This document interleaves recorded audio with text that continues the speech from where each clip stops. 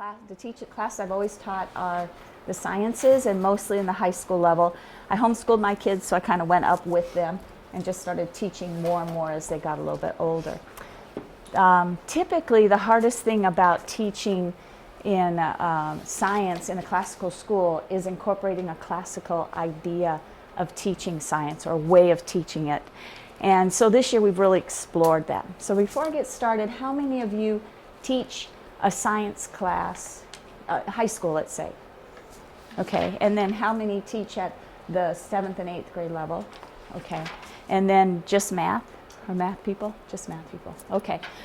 Sort of a little, and a lot of you have hands, of course, in a number of different things, which the beauty with where I'm at now is I can really just focus on science and just a few of the classes prep-wise. So that gives me a little bit more leeway than some people for preparing and putting things together a little bit more. So this year we had Jim Adair come and speak on just doing heartness. And heartness, you know, is just where it's discussion and you incorporate that into every learning style. And he said, well, you can do that with all levels, even if it's just, say, anatomy, which I would find, I think, a little bit difficult to do, but okay. So we took that with, you know, taking that information in. And then in September, a group of us decided to go to Philip Exeter in New Hampshire. And because that's the guru of the classical heartness discussion. They've done it since their beginning, I don't know, 250 years ago. So we went to that school and observed, and I specifically went to science because I was curious to see how do you do a heartness type discussion in the science world. I went to a class of juniors and seniors who were taking ecology, and they had a little book written by a guy who probably 100, 150 years ago, and he just explored the area. And they would read part of it. He had 3 discussion questions that they were to prepare for, and they just sat around and discussed it. Of course, the beauty of that place is New Hampshire. You've got ocean, you've got forest, you've got marsh. So once or twice a week they have an 1.5 to 2 hour lab time built in, and they actually go exploring. So the part that they have in their book that they study, then they go out and actually go where this guy was at and explored the marshes or whatever.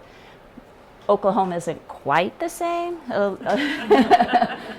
So I thought, okay, maybe can't quite do that kind of thing. A little intimidated, thinking, okay, this is a book. We've got juniors and seniors. It's kind of easy maybe with ecology a little bit to do that, kind of discuss what he was talking about. So then I went with freshmen, and they had a traditional textbook. They were just your typical freshmen. The beauty I saw was, if you've seen a discussion table, the Harkness table, it's just a circular, big oval table, and 15 or 16 people can sit at it, but they have a maximum of 12 in their classroom. So everybody's spread out nicely, and everybody's kind of, the teacher can just sit there with them and really keep an eye, you know, kind of eyeball them. What I noticed, though, was they kind of stepped back from the Harkness and did a Socratic method. And I really felt comfortable in that setting, because that is what I've tried to incorporate over the years, is looking at doing science in a more Socratic method. So I talked to her, and she said, well, they have to learn how to be prepared. They have to learn how to listen to each other. And I just did a discussion yesterday, and the person who was observing me said, they all talk at the same time, or they don't talk at all. You know, and that's just kind of a little bit of a freshman kind of thing that we have to work on when we're using this method. And but she found that you couldn't get them to really just take on a discussion like juniors and seniors. So I was more comfortable. I thought, okay, we haven't failed yet. You know, we can maybe work up to that point ourselves. And so this year, that's kind of what we had. That's my goal this year. But then I got to thinking, how do you actually do discussion with a science kind of background? Because biology's new for the freshmen. They've had some life science. And my other class is anatomy. And anatomy is very, very new.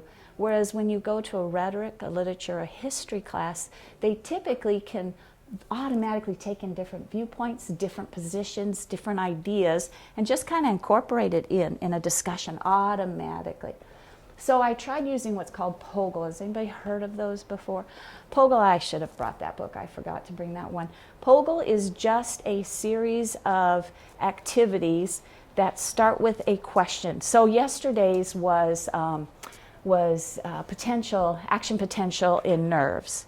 And it just goes through the steps of what creates an action potential. And we just go walk our way through it. They can do it as a group. They can do it as an individual. I had a smaller group yesterday of seniors, so we did it together. And then it had discussion questions. It'll say stop and talk with your group on a discussion, and then present it to your class with the ideas behind this application of action potential in a different situation. Okay, so that lent itself automatically. Worked well with the seniors, not so well with freshmen. I have a freshman one of those. So then I thought, well, what about experiments?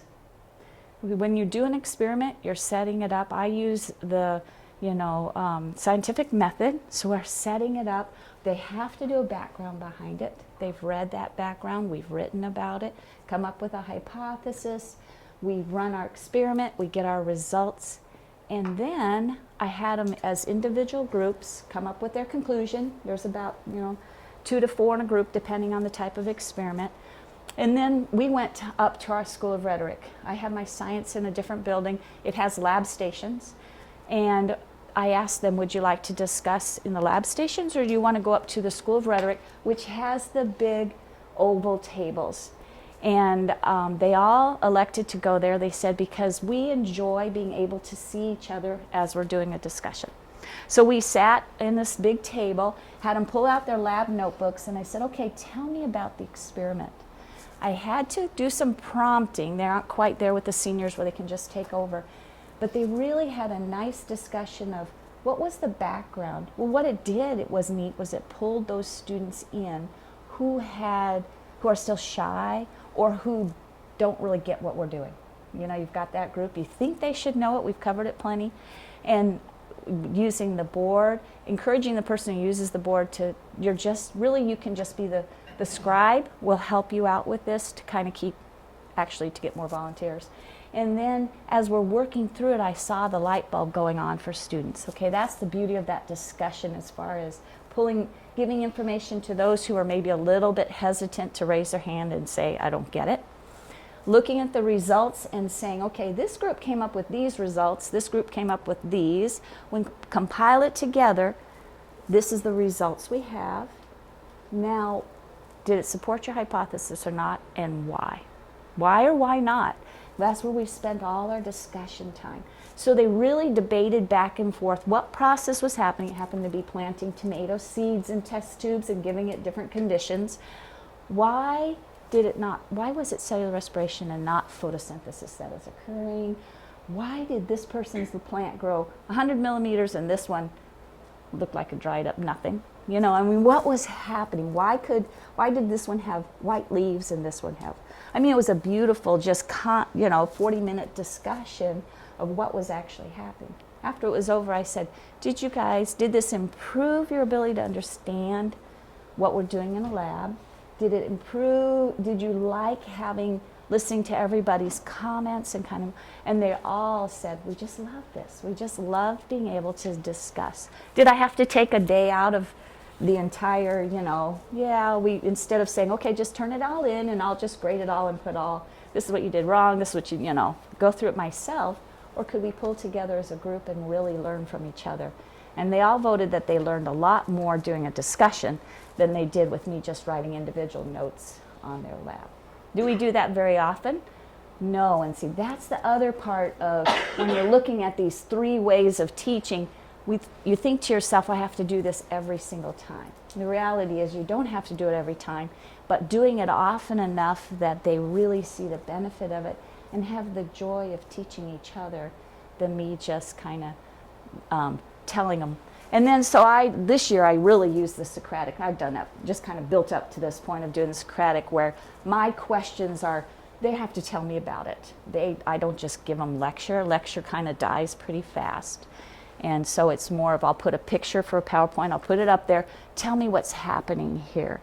Fill in. You've always got those students who are ready, and those students who said, oh, do we have a book for this class? I mean, you've got the full range in there. And so you've got that ability to kind of pull this information and to put some in spot who you can see that don't know the material and get them to kind of motivate themselves.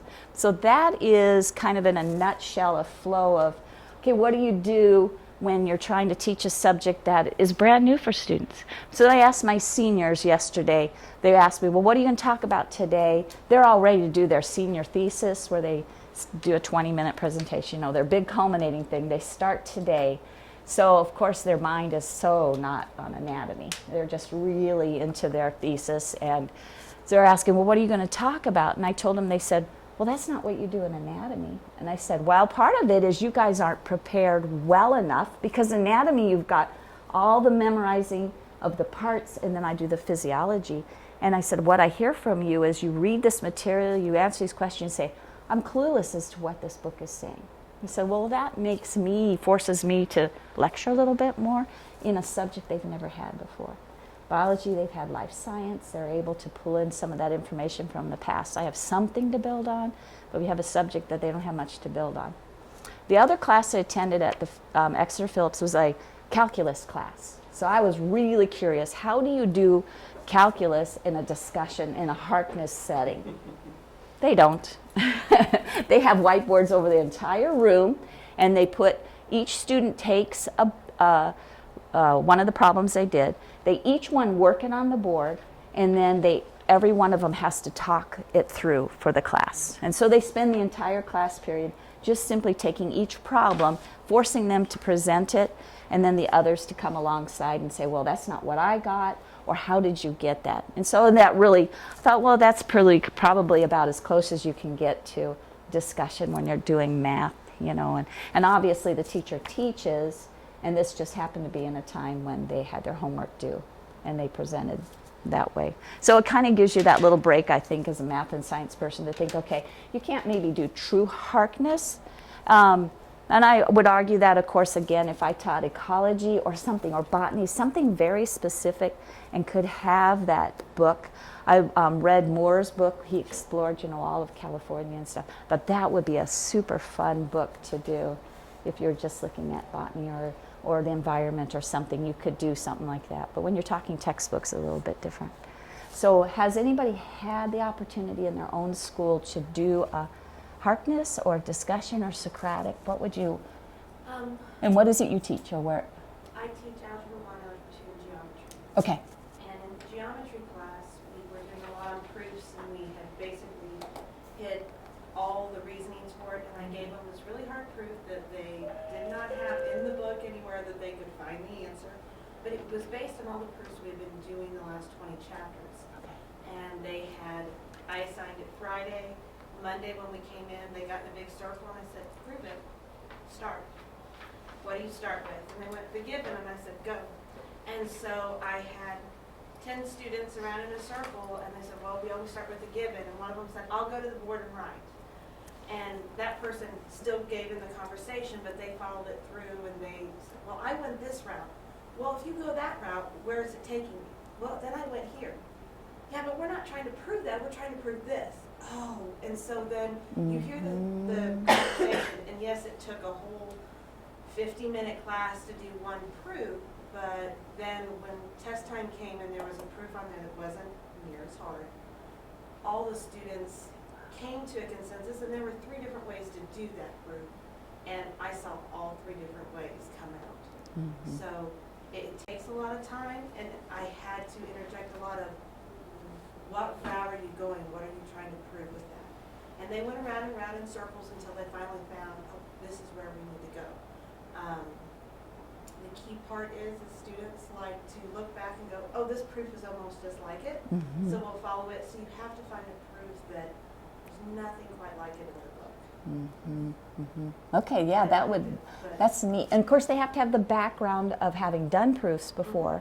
To do it. So that gives you that peace of mind knowing at least if I can fit it in a few times, and then they see the benefit and you see the benefit of taking that time to do it. And we're getting together as juniors and as the logic in the School of Rhetoric and trying to go backwards and say, what do I want my student to look like? And work your way back. And part of the logic people tend to be caught up very much on lots of detail and trying to build a great foundation. So in high school, we have the benefit of pulling off of that.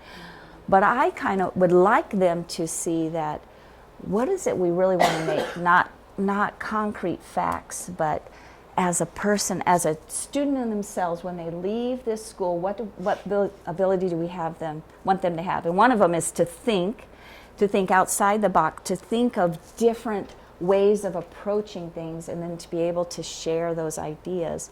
And how does that look in the science world? And really, when you start thinking of that, the facts become as important as the process of it. So I really like, not everybody, the other chemistry teacher doesn't agree with me, but the scientific method, I think, really lends itself to that because of the introduction and the background they have to come up with, and then taking those conclusions and looking, can I write a conclusion based on everything I put? It's a lot harder process, I think, than people think. And I see it with the kids. You know, their conclusion is, it was supported. Or no, I love this one. It was proved.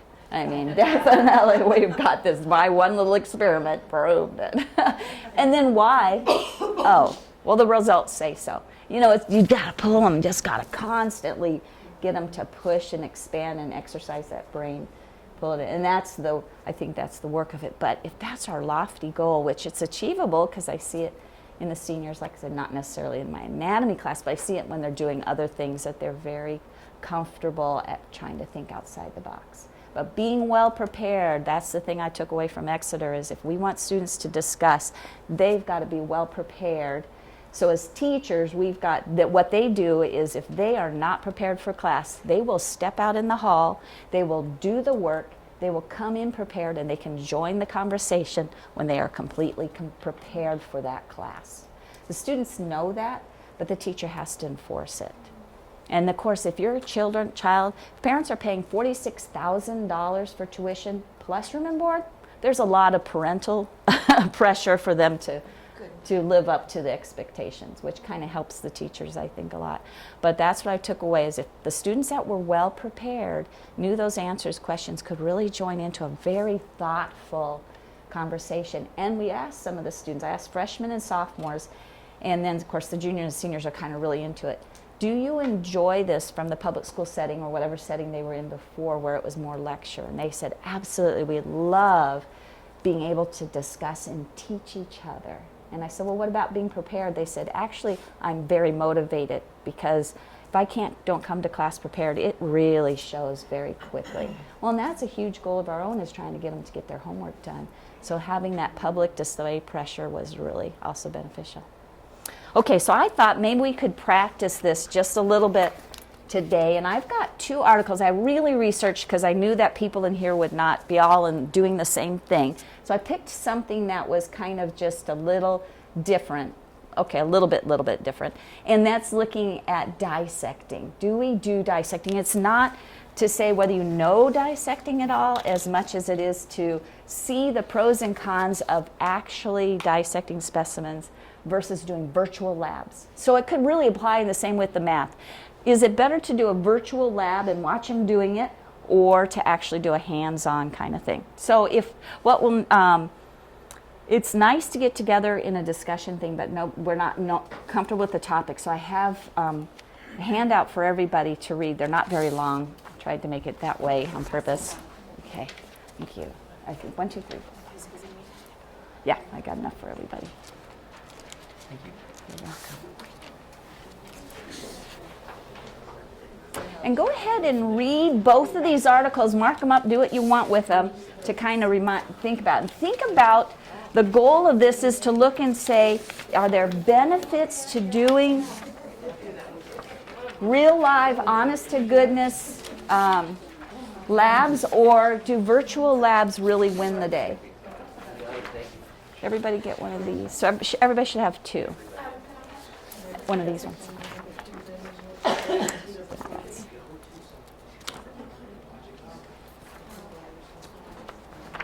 Oh, you didn't get this. There's that one, and there should be one more. Was there one more?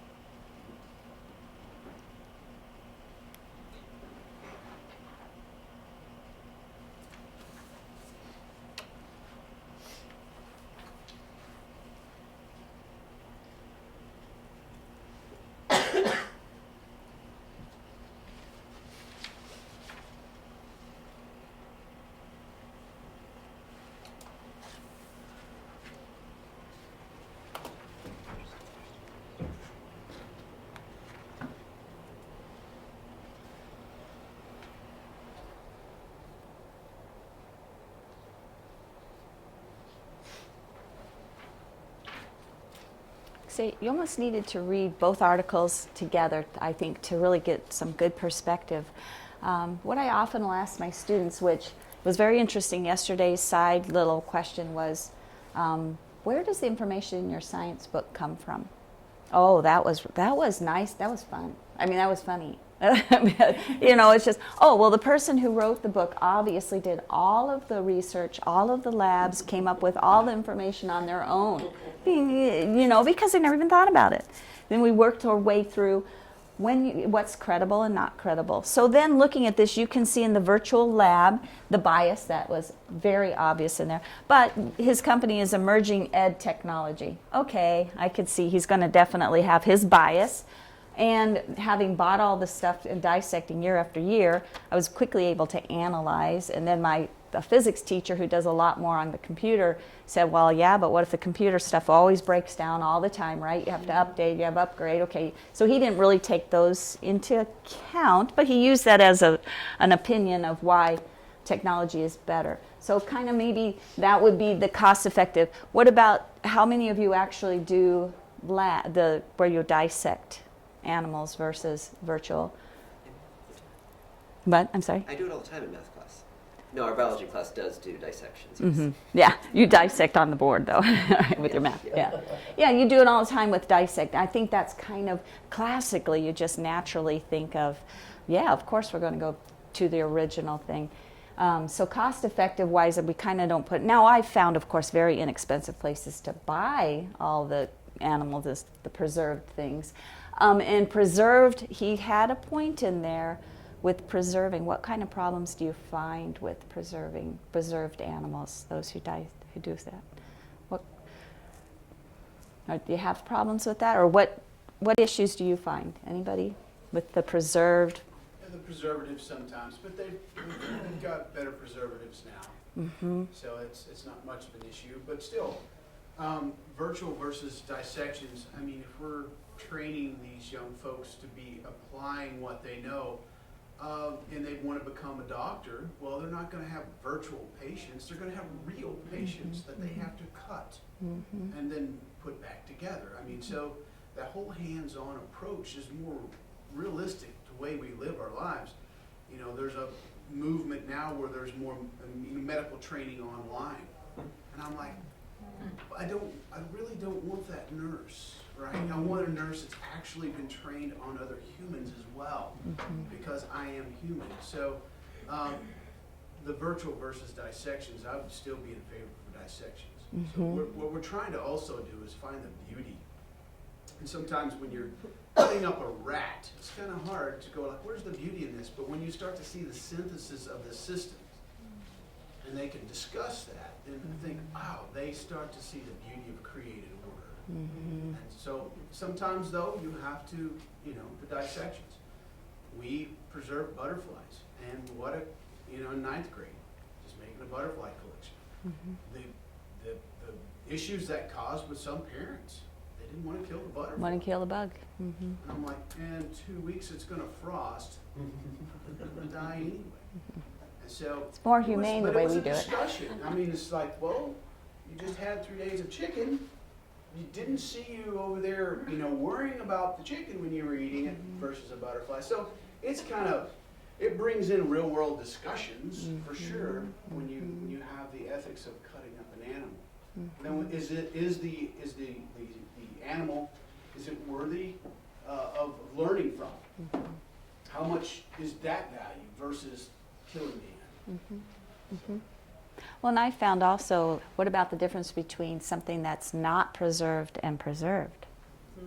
Wow, that's hugely different. Wow, so I will go to Aldi's because we have it. It's very inexpensive, and just to get chicken, and really cut it. But we have that same issue of, I had a senior, after we finished doing the quarter, she said, all right, this is it, no more chicken for me. I mean, I didn't even, because we live in a world where it's just already done, right? Everything is all cooked and all, and it amazes me how many students. I remember the first year I had a senior anatomy class 8 years ago, and none of them had actually ever seen the raw chicken. I think you're 18 and you've never seen a raw chicken before.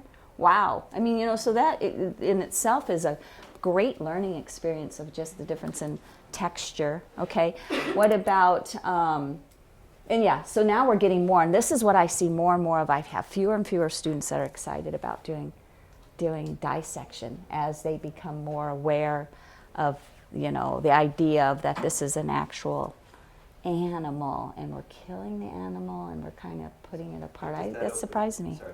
Go ahead. Does that open up a door for worldview questions that we need to confront, though? Because our society has gotten into a worldview where animals are people too, and in some cases more important than people. So is this the place where you can get a discussion? Okay, so why does this bother you?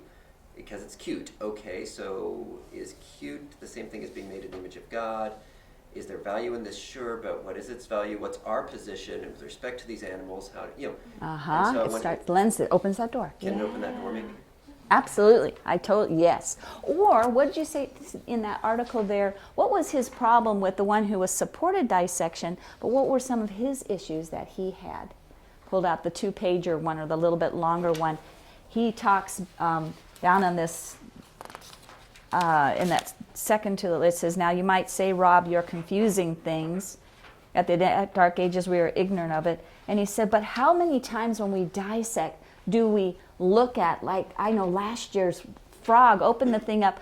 Well, 50% of them have what in a frog?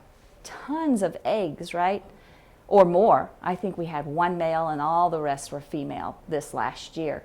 Fortunately, if I can catch them fast enough and not have them start poking at it, you can pull those eggs out and then the rest of it's still okay, can look at it. Opens the door. Is there differences between these? Well, look at that virtual frog on this page here. This one here, look at that virtual frog right there. Is that every single frog's going to look like this frog here? Is that what they look? No, we've found cancer in them. We've found missing parts in a frog. I mean, things you think, how did that frog get so big without a liver? I mean, these are things you can talk about that it lends itself, if it's a living thing, that they are not the same. And if you use unpreserved, like chicken being the easiest one, we can make slides from that and actually look at what that muscle looks versus the preserved isn't quite as easy to do that. But we just finished dissecting a flower, and they were like, this is a flower. By the time we were done, they could not believe all the parts inside a flower. And that alone lent itself to the beauty of actually looking more intensely at our nature around us and seeing, wow, God created a special, and how is this flower different from that flower? And why do we dissect a lily type and not a daisy type flower, and just all that you can pull out of that. I think the second article, I think it hit on an underline, and it wasn't said, it came through to me without being written. A lot is the preparation of the teacher and the preparation of the class. If the teacher's going through just the motions of let's do steps A, B, and C, and frankly, I think a mix of the two would be good. A lot of kids that come from behind kids that they don't think they like science, they aren't going to be good at science, they don't know it. If they had the opportunity to do the virtual first so that they had some hint of what was coming, kind of to train their mind to look that way, then they could take that knowledge and apply it. But I think the teacher does need to be a trained teacher of, we're looking for this. The human body is not, they're all made individually, they're all made uniquely, which is an uncommon concept. Unfortunately, probably, and I think very real, but I'm Bible-based in that. Absolutely. But they need to be trained to look for. And so, so as a teacher, you have to be comfortable with either doing it beforehand or look at our chicken legs, buying them at Aldi's, they're pretty close to the same, but as we're dissecting and looking at the different muscle bundles and how we're getting down to the knee, well, some of them had so much fat on the knee or not as much fat, or some of it was, the knee was not as well formed. Those are wonderful opportunities to talk about the uniqueness of those and looking, Going along with that, I teach and I work in a pharmacy. That is exactly what the medical field is pushing towards. So the medical field is realizing that not everybody who has high blood pressure needs lisinopril. Some people need lisinopril, some people need this drug, some people need this drug. But you're unique. And that's where science is pushing towards, so pushing that in our classrooms helps. At the same time with dissection, we've been doing that at our school, and I'm in the math department, I don't touch it. I didn't take anatomy for a reason. I let my husband do that. But we have a parent who is a doctor, and he's also a farmer. And so they have cattle, they have chickens, and they actually took a cow that they had to put down because of age, and they brought the heart, and they brought the stomach, and it was discussion with different age groups. I know 4th grade did some, up to 9th grade did some, so you had a wide range looking at it, and so you had a doctor explaining the differences and what the valves were at the same time. I mean, he was able to devote some time into class. So it gives the chance in the science classroom, I think, to get more community involvement, get the parents involved. If you've got a farmer, possibly get them involved. If you've got a doctor, get them involved. And it meant so much to the kids that so-and-so's dad came to show this to us. And they took it in better than if they'd just seen pictures or they'd just done it themselves. I think it's, yeah, and using a PowerPoint, using models. Were you going to say something, Mary? Yes, I think it's important to teach us also one step of the scientific method that is very oft overlooked or rushed through, and that's observation at the very, very beginning. Because everything is just quick, just come to the end, let's get the right answer, let's move on. And it forces them to slow down, because as a teacher, you know, to be aware of that and to help them to understand, okay, so this is, let's come up with a reasonable solution. Or even in math, you know, when they have these word problems, I don't know what it is about word problems, but you know, to help them to bridge that, okay, life is a word problem, it really is. And so to have them slow down, look at it, and then make the application. Because if they don't get the observation, the application will not be as rich as it could have been.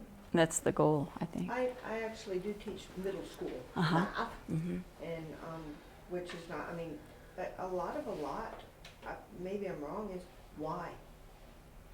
Well, the kids know say, what, or you order of ask? operations, and you know, why does this work? The race in upper math may not be won by it's by he who knows the basics the best, but why does this work? The process is the same, it doesn't change. So would you say that you can could you, in the math world, use discussion, or what do you use it for? What is it you're teaching? Sorry to steal my thunder for the next presentation. Oh. A little bit. Can you use discussion with a math class? You can. You have to have a couple of things. You have to know your class. Yeah. You have to know your class. Some classes are not going to be skilled or capable of the discussion at the level you want them to be at. Sometimes it's a little different, but yes, you can use it within the class. Sometimes it's closer to a question and answer between teacher and student. Sometimes the students will take it and run. It really depends on the class. And that's all I think for the moment we'll say, because we're going to touch on that here in about an hour and a half. Right, okay. So, yeah, what about what do you teach, and what? So I don't actually teach any science. I'm Math, the yeah. director of academics at our school. Okay. And I tend to find that science and math is one of our weakest areas, which I think can be common in a lot of classical schools.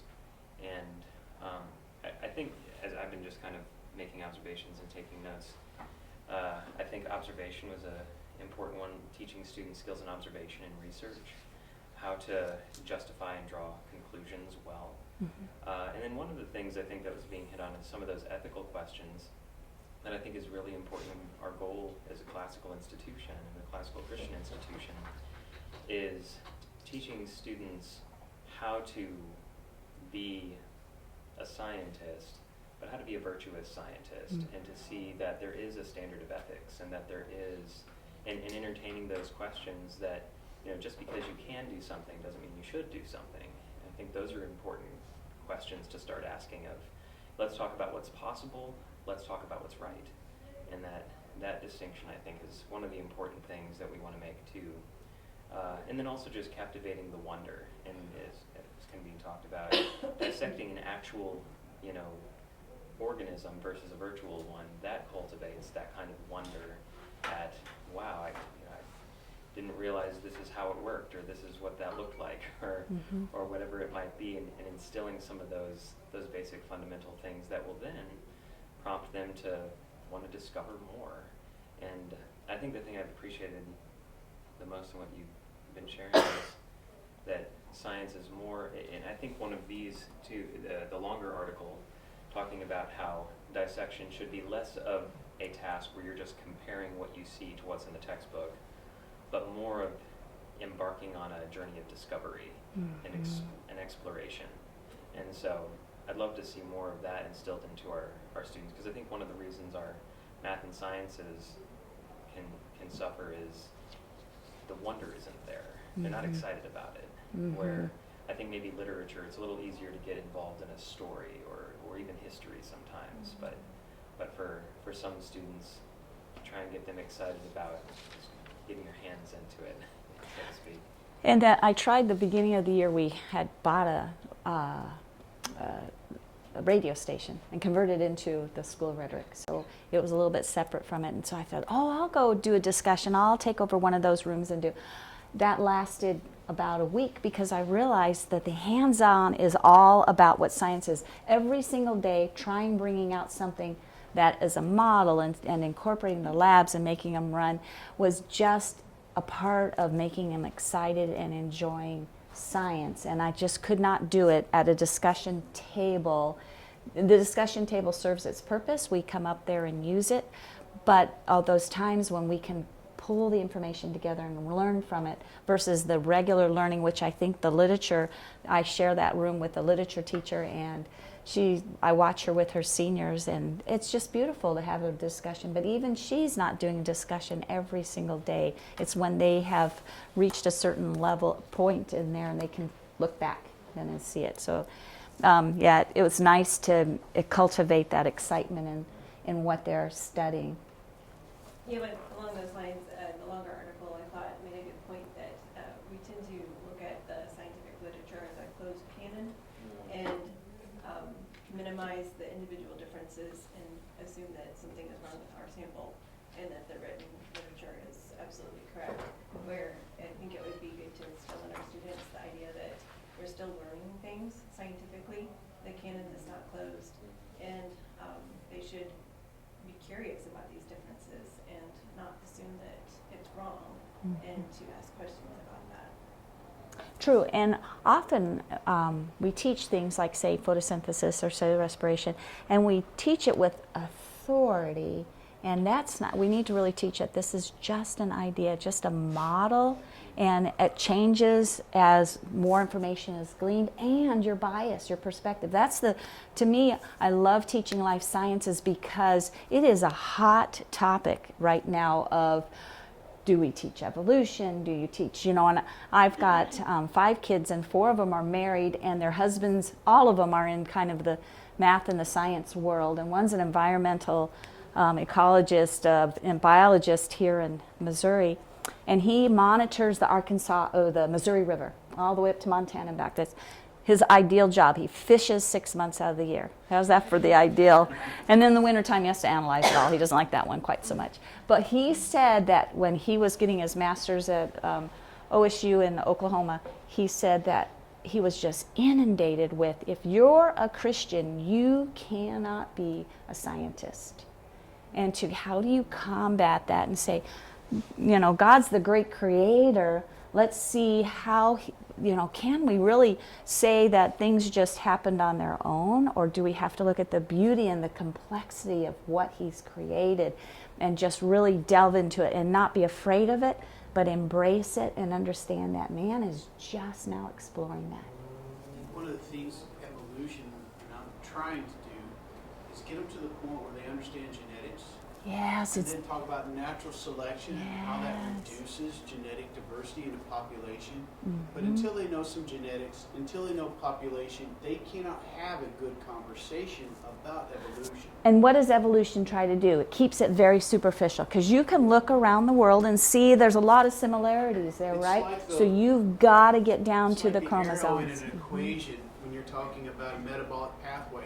That arrow represents 100 different proteins working in synthesis all together doing a certain, but we just put an arrow there because it's so much easier just to say that comes from that.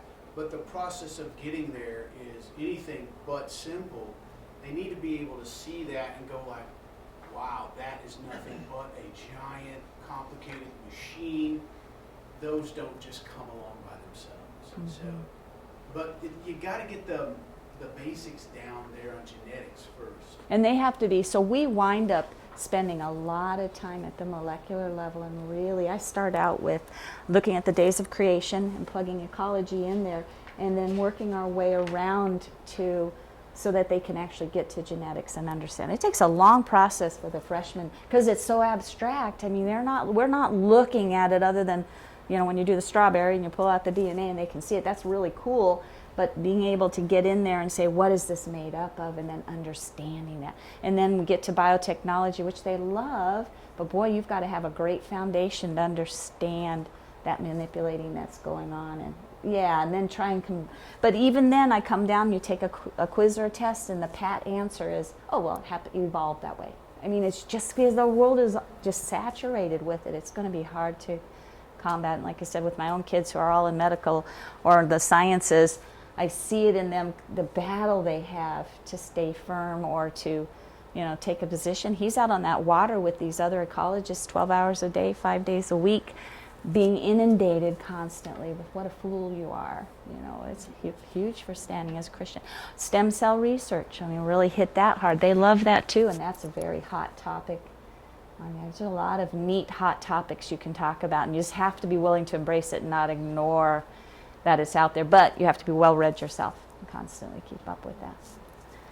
I think what he touched on, I think it's imperative at the classical level, again, not that we were trained this way ourselves, but that you, in a classical Christian setting, that we incorporate worldview when we can, because classical is about the integration of all the disciplines. They're not compartmentalized, they're not separate. And in junior high science and history, they're so inquisitive, and like when you're talking about animals and things, they're still kid enough that it's cute and fuzzy bunnies, and can we color this? And so I think it's good, it's necessary to start talking about worldview. And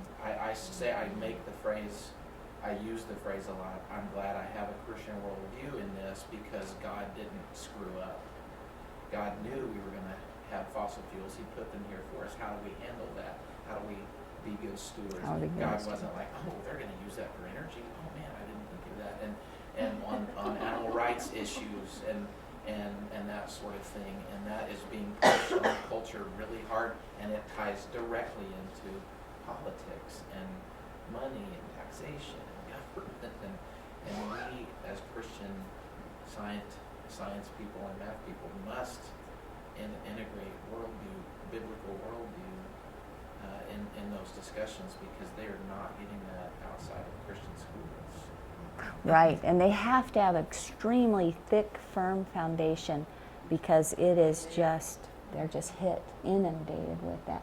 What my youngest daughter she graduated this December, and her last class she took was evolution. And I said, well, at OSU, so you knew the perspective, and I said, okay, I want to know everything they tell you so that I can have some good, solid kind of information to see what is it that they're saying. Does evidence support it in the Christian worldview, that we can, look at this two hands? And she said, oh, it was all statistics. Because it's assumed. Evolution happened. They don't talk about the how behind it. It's just assumed. She said, oh, well, we look at an animal in an area and run the statistics of the population, the community, and she took ecology at the same time. She said, actually, they're the same class. I just did twice the math I thought I would, in those two, that's it's just an assumption now, that you will just accept evolution and you're a fool if you don't do it. So yeah, we're combating. I was thinking, we're dealing with older children. They're still children, they would want to hear that.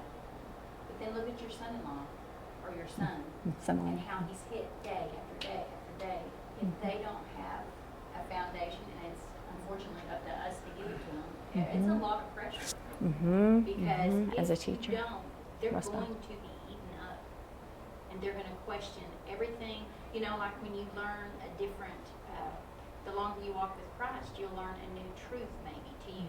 God will illumine something for you, and you'll think, wow, I heard something different from my pastor. And I know he loved Jesus, And I know he knew the word, and I know he went to Bible college, and so did he lie? Did maybe I'm just wrong. And that's what you don't want.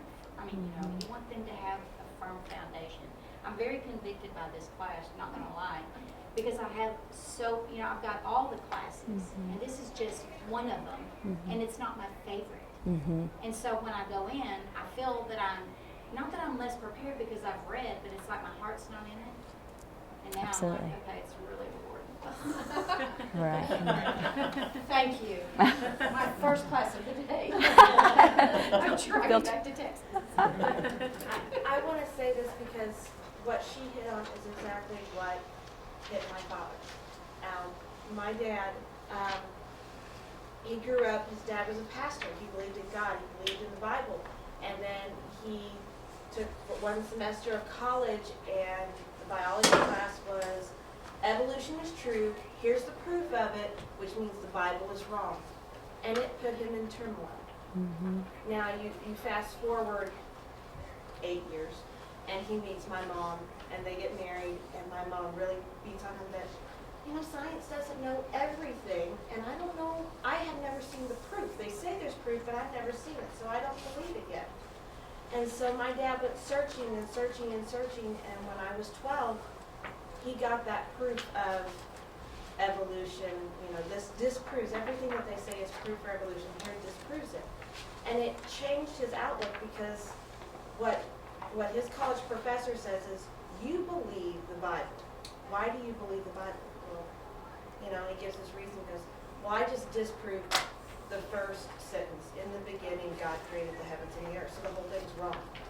And it put my father in turmoil for all those years. And when he found the proof to disprove evolution and that the Bible was true, he said, I was able to say that yes, the first verse was right, so everything is true. So you have kids that are firm in Christ, but if they get that one thing that puts disbelief in a portion of the Bible, what does it do for them? They'll undermine, right. Well, and the other thing is, we're done. Okay. I was going to say, otherwise, think about what tying different classes in with your science. That's the other thing. Okay, sorry, I didn't mean to run over there.